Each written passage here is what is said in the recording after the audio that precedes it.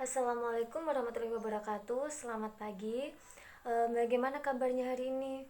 Semoga kita senantiasa diberikan kesehatan oleh Allah Subhanahu wa taala. Amin.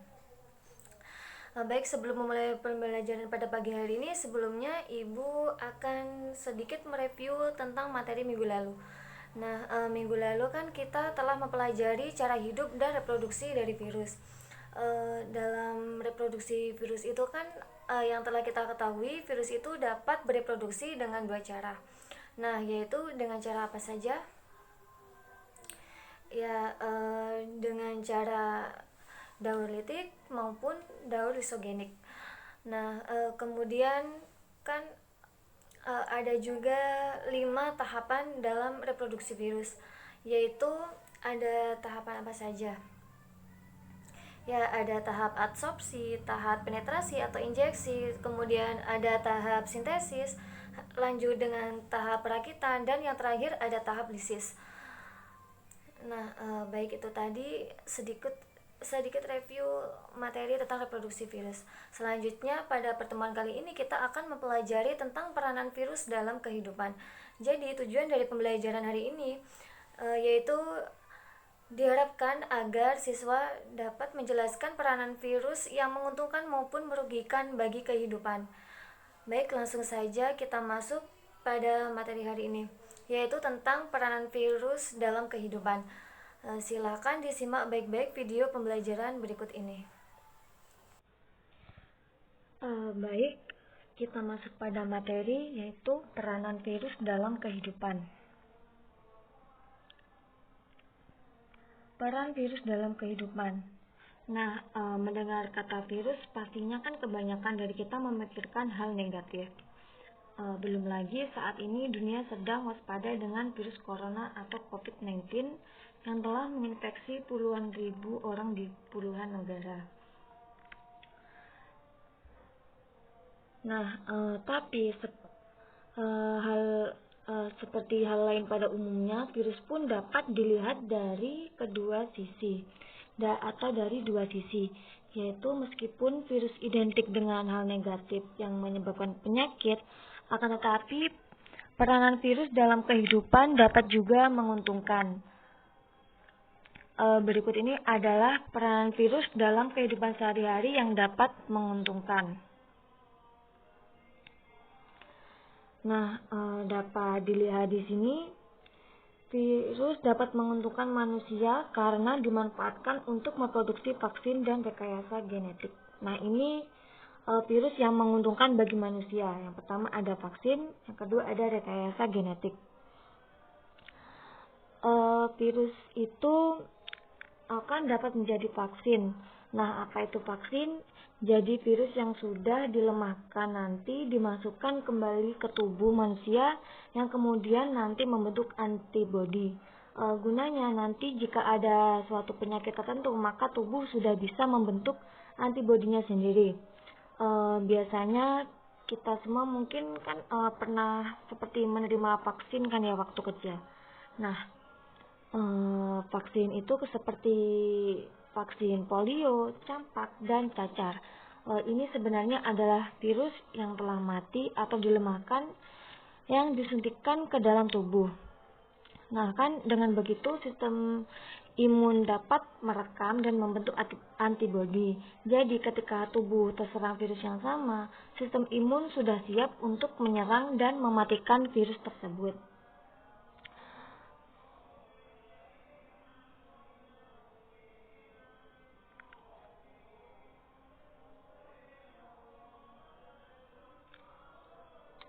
Nah, ini ya, vaksin adalah mikroorganisme seperti bakteri atau virus yang telah mati atau telah dilemahkan, seperti penjelasan saya tadi. Selanjutnya ada rekayasa genetika.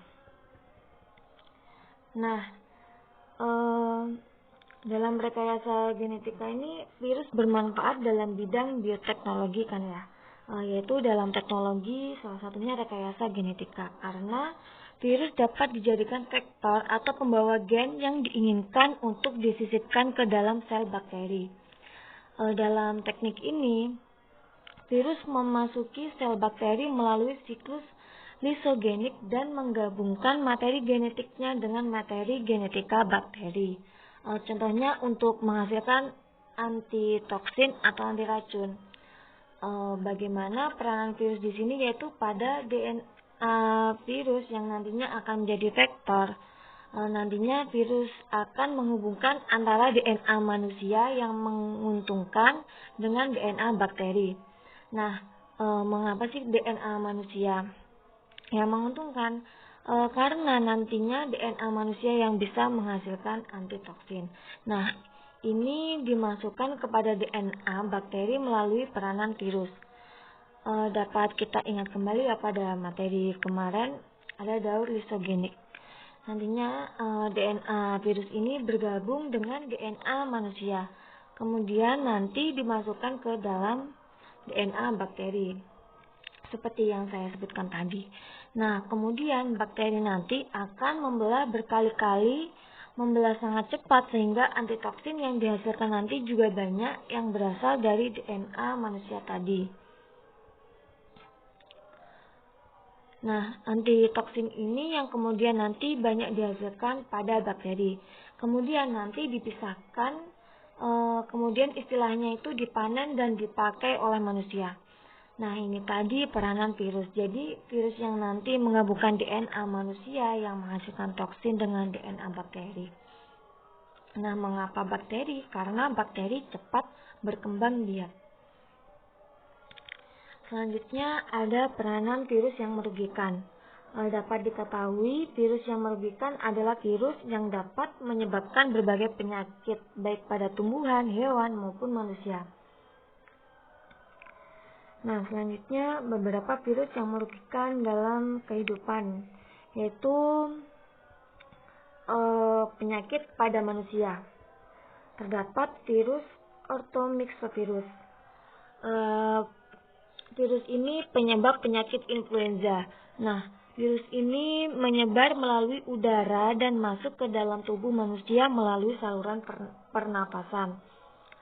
Yang selanjutnya ada virus HIV atau nama virusnya, yaitu HIV. Nah, ini yang menyebabkan penyakit AIDS. Virus ini menyerang imunitas, jadi semakin lama daya tahan tubuh kita akan semakin rendah atau menurun, hingga bahkan suatu saat itu dapat menyebabkan kematian. Kemudian ada virus Ebola. Virus ini sama juga menyerang imunitas. Selanjutnya ada virus hepatitis. Yang salah satunya itu menyebabkan penyakit hepatitis B yang menyerang sel hati. Sehingga tubuh itu tampak kuning, kuku juga akan tampak kuning, kuku mata itu akan tampak kuning. Kemudian ada virus herpes yang menyerang membran mukus atau lendir yang ada di mulut, kulit dan alat kelamin. Nah, penyakit ini ditandai dengan adanya bintik merah nanah dan berkelompok di kulit dan disertai oleh demam. Jadinya itu kulit terlihat seperti memerah dan seperti luka melepuh. Kemudian ada virus papilomavirus yang menyebabkan kutil seperti benjolan yang terdapat di kulit.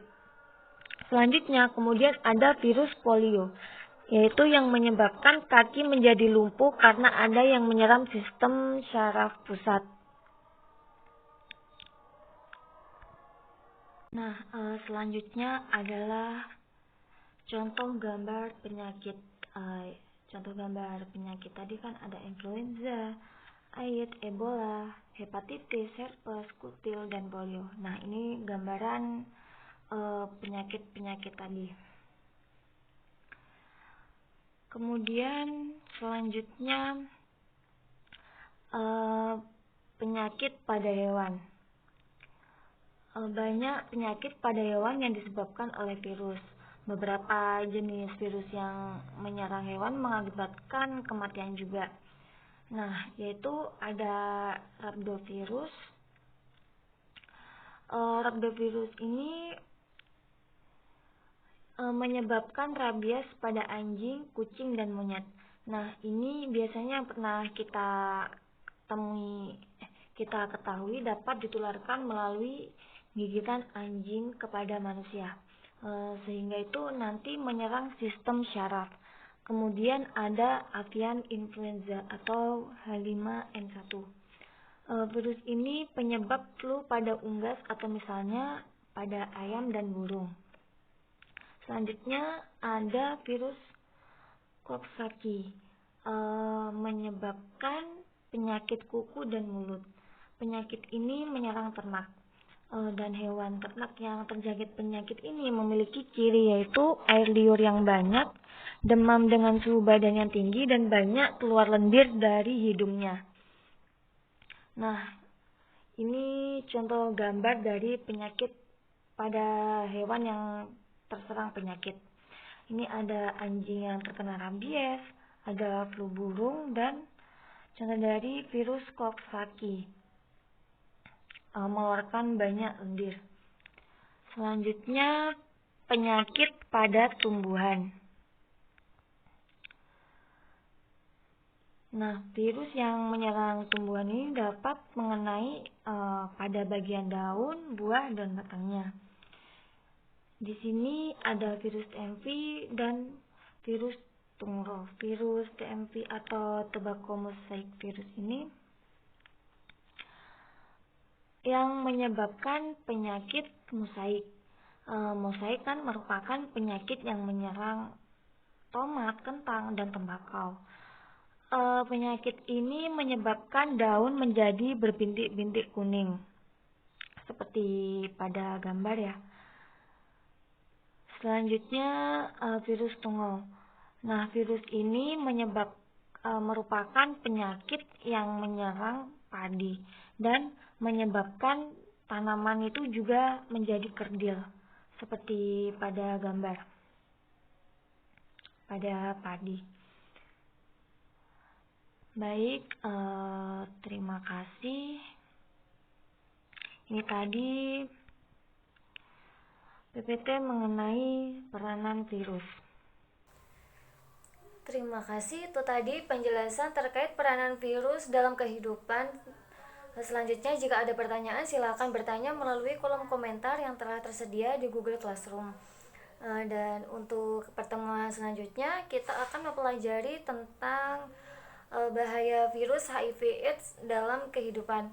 Silakan dibaca-baca menurut literasi yang kalian dapat guna untuk pertemuan minggu depan. Sekian dari saya, terima kasih untuk waktunya. Wassalamualaikum warahmatullahi wabarakatuh.